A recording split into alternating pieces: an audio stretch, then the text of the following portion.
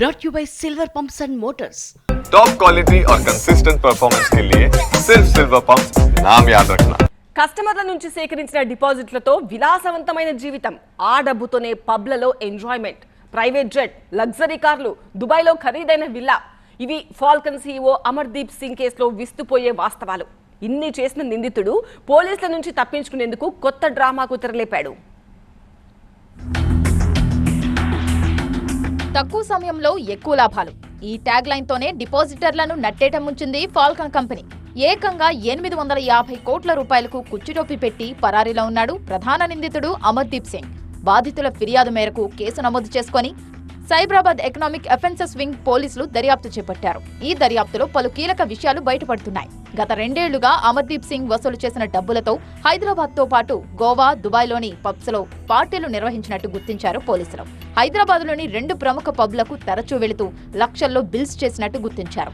అమ్మాయిలతో పార్టీలకు వెళుతూ ఒక్కో పబ్లోనే 30 లక్షల రూపాయల బిల్ చెల్లించినట్టు గుర్తించారు. అక్కడుండే సర్వర్లకు 2 లక్షల టిప్ రూపంలో ఇచ్చినట్టు గుర్తించి పోలీసులే షాక్ అయ్యారు. ఇలా డిపాజిటర్ల నుంచి సేకరించిన డబ్బులతో విలాసవంతమైన జీవితాన్ని అనుభవించినట్టు పోలీసులు గుర్తించారు.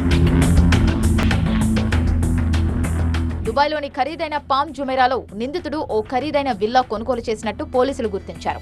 ప్రస్తుతం అతడే అక్కడ తలదాచుకున్నట్టు నిర్ధారించారు. గత ఏడాది గోవాలో యువైకో పేరుతో పబ్ను కొనుగోలు చేసినట్టు పోలీసుల విచారణలో తేలింది. Falcon company CEO Amardeep Singh హైదరాబాద్కు ఎప్పుడు వచ్చినా ఓ ప్రముఖ హోటల్లో బస చేసేవాడు. అమర్దీప్ సింగ్ తన విలాసవంతమైన జీవితం కోసం 80 కోట్ల రూపాయలు పెట్టి ఓ ప్రైవేట్ జెట్ను కొనుగోలు చేశాడు.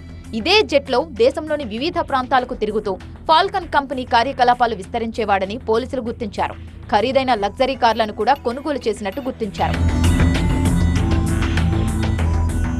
4 ఏళ్ల కాలంలో 6,979 మంది నుంచి 1,700 కోట్ల రూపాయలు వసూలు చేశాడు అమర్దీప్ సింగ్. ప్రారంభంలో వడ్డీతో సహా సక్రమంగా చెల్లించడంతో ఇందులో 850 కోట్ల రూపాయలను తిరిగి డిపాజిటర్లకు చెల్లించాడు. ఇలా నమ్మకం కుదరడంతోనే డిపాజిటర్లు ఉన్న ఆస్తులు అమ్మి మరీ ఈ కంపెనీలో ఇన్వెస్ట్ చేయడంతో భారీగా కంపెనీ లావాదేవీలు పెరిగాయి. ఇందులోని దాదాపు 850 కోట్ల రూపాయలను పక్కదారి పట్టించాడు నిందితుడు. ఫాల్కన్ కేసులో ప్రధాన నిందితుడు అమర్దీప్ సింగ్ కొత్త ఎత్తుగడ వేస్తున్నారు. పోలీసుల చేతికి చిక్కక ముందే కేసుల నుంచి బయటపడేందుకు ప్రయత్నాలు మొదలుపెట్టాడు. పోంచి స్కీముల ద్వారా 100 కోట్లు కొల్లగొట్టిన ఫాల్కన్ నిర్వాహకులు బాధితులను మచ్చిక చేసుకునే ప్రయత్నం చేస్తున్నారు. తాము మోసం చేయలేదని, మంచి రివ్యూలు ఇస్తే తిరిగి వ్యాపారం ప్రారంభించి లాభాలు ఇస్తామంటూ బాధితులను మభ్యపెట్టాలని చూస్తున్నారు. లింక్డ్ఇన్ ద్వారా మెసేజ్లు పంపి బాధితులను ప్రసన్నం చేసుకునే పనిలో పడ్డారు. అమర్దీప్ సింగ్ వారం క్రితం లింక్డ్ఇన్లో పోస్టు ద్వారా స్పందించాడు. సంస్థ నిర్వాహకుల గురించి జరుగుతున్న ప్రచారాన్ని ఖండించాడు. ఫాల్కన్ పై జరుగుతున్న ప్రచారాన్ని నమ్మవద్దని, తాము షేర్లు, ఆస్తులు అమ్మి అయినా కస్టమర్లకు రావాల్సిన డబ్బులిస్తామని నమ్మించే ప్రయత్నం చేశాడు. నిందితుడు లింక్డ్ఇన్ ద్వారా మెసేజ్ చేయడంపై బాధితులు ఆగ్రహం వ్యక్తం చేశారు.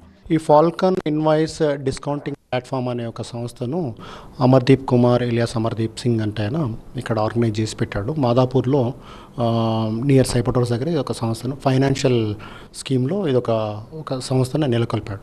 నెలకొల్పితే ఏం చేశారంటే దీంట్లో చాలామంది ఇన్వెస్టర్స్ ఆబ్లిక్ డిపాజిట్స్ అన్నట్లు వాళ్ళందరి దగ్గర నుంచి కూడా 1700 crores రూపీస్ మనకు తెలిసిన సమాచారం ప్రకారం 1700 crores రూపీస్ వాళ్ళు కలెక్ట్ చేసినట్లు మనకు కొంత డాటా దొరికింది.